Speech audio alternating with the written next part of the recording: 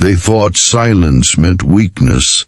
They were wrong. What they didn't know was that the quiet girl they humiliated carried a secret so dangerous it would flip their life upside down before the final bell rang, and the last person to walk into that locker room would decide everything. Everyone at Ridgewood High knew Maya Thompson as the girl who never raised her hand, never argued back, and always kept her eyes on the floor. Teachers liked her because she caused no trouble. Students ignored her because she didn't fight for attention.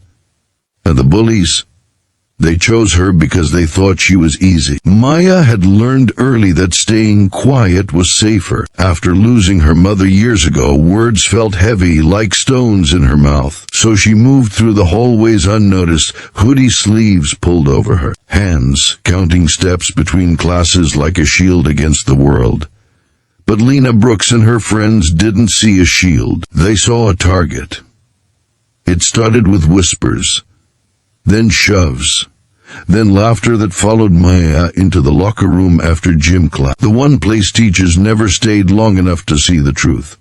That afternoon the air felt different, heavy. The locker slammed louder than usual. Maya felt it in her chest before anything happened. "Why do you always dress like that?" Lena sneered, blocking the exit. Another girl yanked at Maya's shirt, laughing as fabric tore with a sharp, humiliating sound. Time froze. Maya's hands trembled not from fear, but from restraint. They didn't know about the early mornings. They didn't know about the bruised knuckles hidden beneath long sleeves. They didn't know why her father insisted she never fight unless there was no other choice. When Maya finally looked up, her eyes were calm. Too calm. "Please stop," she said quietly. That calm scared them more than screaming ever could. But instead of stopping, they pushed harder, and that was their biggest mistake. Because the moment Maya stepped forward, something ancient, trained, and deadly woke up inside her, and the next chapter begins when the bullies realized silence was never weakness. Maya moved fast. Not wild, not angry, controlled. She slipped past Lena's grip like water, twisted an arm just enough to break balance, and sent another girl stumbling backward. No punches, no chaos, just precision. Years of training flowed through her like memory. The locker room fell silent. What are you?" Lena whispered, fear finally cracking her voice. Before Maya could answer, the door swung open.